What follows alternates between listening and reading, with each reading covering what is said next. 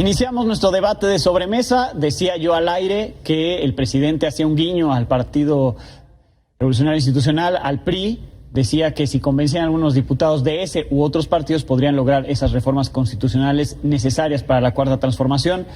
Paul, ¿se animaría el PRI? Yo veía hoy a Alito Moreno que decía, no, nosotros nos mantenemos aquí, nada en lo oscurito. Diría la máxima de un buen amigo nuestro, nombre, un genio.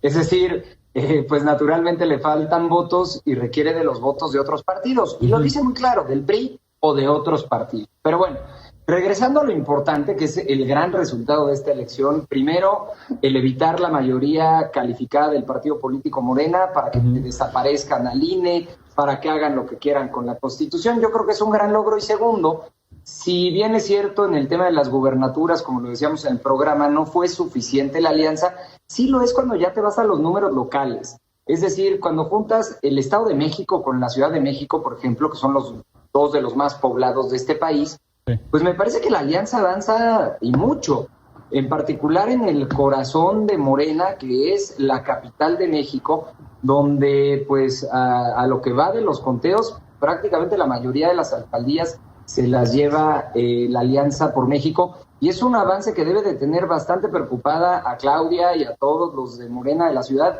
porque te apunta que la del 2024 puede ser la elección en donde ya salga esta camarilla de la izquierda, que antes eran del PRD, ahora los niegan, pero ahora son los de Morena, todo lo del metro, en fin, es la misma gente que ha gobernado los últimos 25 años la capital de este país, y hoy avanza muchísimo con la votación de esta alianza. El Estado de México es otro gran ejemplo, ganan prácticamente 77, 78 municipios, la alianza va por México en el Estado, y bueno, así nos vamos en lo particular en cada una de las entidades donde me parece que la alianza avanza bien, el partido político Morena baja su votación muchísimo. Yo entiendo que Abraham, pues los números no mienten, aunque nos quieras mentir con los números, pero sin duda alguna pues bajó muchísimo la votación del partido político Morena del 2018 a la fecha. Y cuando sumas ya la votación total de la alianza de PRI-PAN-PRD contra Morena, pues sí se sacan mucho más votos. Entonces, es un avance, por supuesto que no estamos conformes, pero sin duda alguna se va viendo cómo vamos ganando terreno, pues rumbo a lo que venga hacia adelante, y habrá más contrapesos en este país, que eso es muy importante. Importante lo que dices de la Ciudad de México, porque sí se ha puesto ahí sobre la mesa qué fue lo que falló. Citlali Hernández reconocía algunas cosas que fallaron tal vez en la ciudad para Morena y para la gente de la ciudad que pudo haber decidido votar por la alianza, pero también en el Estado de México dices, Paul, que les va bien, pero pues Neza se lo lleva un municipio grande, se lo lleva Morena, ¿no? ¿Abraham? Bueno, no solo Nezahualcóyotl, hay un elemento que a mí me importa y me preocupa del Estado de México, que no ha entrado casi en los análisis electorales de televisión, querido Alejandro. Me preocupaba la presencia porril, caciquil de Antorcha Campesina al control de determinados municipios durante décadas, ¿no? Y por primera vez se desarticula electoralmente Antorcha Campesina prácticamente al 100%. Jesús Tolentino pierde Chimalhuacán, es algo que hubiera sido impensable en su momento. También pierde Antorcha Campesina Ixtapaluca. Estamos hablando de que ese grupo de poder tan grande, tan potente y tan cercano siempre a los Atlacomulcos, pero con una lógica muy propia, muy porril, muy agresiva, cambia completamente. Estamos viendo como Antorcha Campesina ya sin el presupuesto federal no es capaz de retener sus bastiones. Es curioso cómo se forma un cinturón desde toda la zona de Antorcha Campesina hasta abajo, hasta la Ciudad de México. No es solo Iztapaluca, Chimalhuacán, Ecatepec, Nezahualcóyotl, son todas las alcaldías del oriente. Verdaderamente se forma un cinturón muy favorable a Morena entre la clase obrera, trabajadora, honesta, comprometida, y efectivamente hay un pinchazo que se puede ver claramente en las alcaldías de clase media alta de la Ciudad de México. Cuauhtémoc, Álvaro Obregón, Miguel Hidalgo, bueno, Benito Juárez ya era de ellos, Coyoacán también, ver cómo también se va a articular la derecha alrededor de esas 5 o 6 alcaldías de una importancia económica considerable. Yo creo que es el único feudo, el único bastión que le queda a la derecha para financiarse, porque han perdido gubernaturas clave, Michoacán, de donde sacaban toda la financiación para el golpeteo, Campeche, 90 años ininterrumpidos del PRI, Guerrero. Estamos hablando verdaderamente que pierden un poder territorial enorme que concentran en esas pocas alcaldías de la Ciudad de México. Habrá que ver Sonora. Paul aquí presumía que iban a ganar Sonora, el Borrego Gándara sin ningún problema, y perdió por 20 puntos casi. Tiene que pedir una disculpa a la audiencia, Paul, hay que ser serio.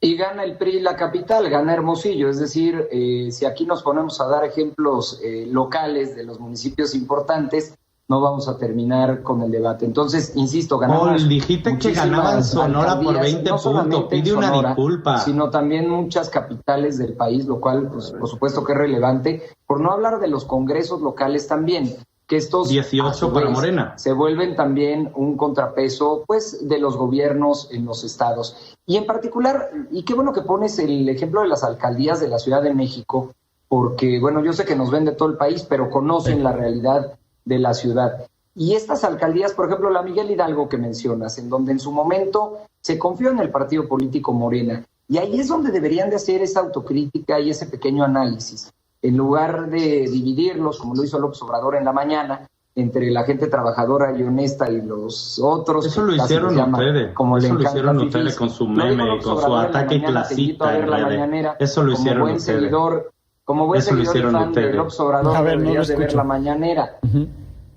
Lo invitaba a ver la mañanera como buen fan de López Obrador para que pueda ver lo que dice su presidente de la República todas las mañanas. Entonces, sí llama la atención que en estas alcaldías, por ejemplo, la Miguel Hidalgo, donde históricamente efectivamente lo ganaba el PAN, la Miguel Hidalgo, Morena había conquistado ese espacio, un espacio que no era, digamos, natural en la votación para ellos, pero no lo vuelve a perder. Es lo que yo quiero poner sobre el análisis de toda esa gente que en 2018, por el hartazgo, por distintas situaciones, llegó a creer en el partido político Morena, llegó a creer en un cambio o en que las cosas se harían mejor y nuevamente regresan a lo que conocían. Entonces, sí hay que poner ese análisis porque si no le dan la seriedad, seguramente en el 24 van a perder la Ciudad de México después de 30 años de gobernarla a la izquierda. Además, el presidente sí hacía esta división en la mañana, decía que la gente en Tláhuac y en Iztapalapa pues no les representó pues algo lo del colapso del metro, ¿no? Y hablaba,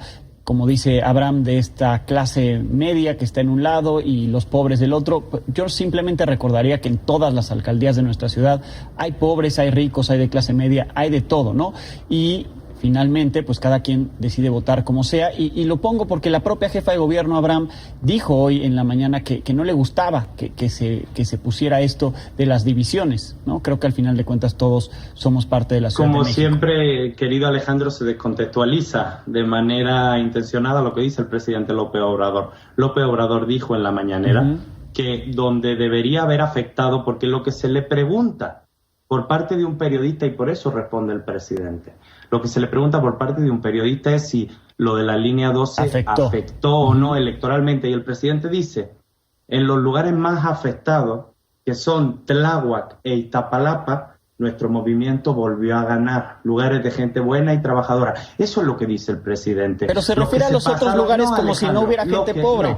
No, Alejandro, los que se pasaron durante estos días, todas las horas que tuvieron de su tiempo libre en Twitter, haciendo memes racistas, haciendo memes clasistas, dividiendo por completo a la Ciudad de México en dos, fueron los sectores conservadores que celebraban la victoria de la oposición en esta parte. No estoy de acuerdo con el análisis que hacen ustedes dos en este caso. No, bueno, yo coincido en que no se debe dividir y por eso lo pongo sobre la mesa, lo que dice la propia jefa de gobierno. Pero hay una división económica que es clara, Alejandro. Una cosa es que no se quiera dividir a la ciudad entre bueno y malo, efectivamente, como dijo el propio presidente, como dijo la jefa de gobierno, y otra cosa es que el nivel socioeconómico de determinadas alcaldías, como la Benito Juárez o la Miguel Hidalgo, en absoluto tiene que ver con el nivel socioeconómico y la calidad de vida de la gente que que vive en determinadas zonas de la alcaldía de Iztapalapa. Sin duda, pero esa división, que la ciudad está dividida por pero esa división de que los pobres votaron por Morena y los de clase media votaron por la Alianza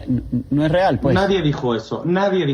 Lo que se dijo es que en las colonias de clase media y media alta mayoritariamente ganaron los sectores opositores, que es algo evidente, lo podemos ver en cualquier mapa. Evidentemente, el nivel socioeconómico de Benito Juárez o Miguel Hidalgo en general, aunque Miguel Hidalgo tiene zonas bastante complicadas, también no tiene nada que ver con el nivel económico de Iztapalapa o de determinada alcaldía. Veamos si el cambio funciona, porque ha habido alternancias en otras alcaldías y de nada sirve, son iguales. Entonces, al final de cuentas, se verá reflejado en los próximos 3 años, lo estaremos comentando. Veremos el efecto, por supuesto, que haya tenido el resultado de esta elección una vez que se confirme, tanto en las entidades como en la Cámara. Y semana a semana lo seguimos analizando con ustedes dos. Muchísimas gracias. Gracias. Encantado, querido Alejandro. Muchas gracias por el espacio. Gracias a los dos, Paul, Abraham, en este debate de sobremesa.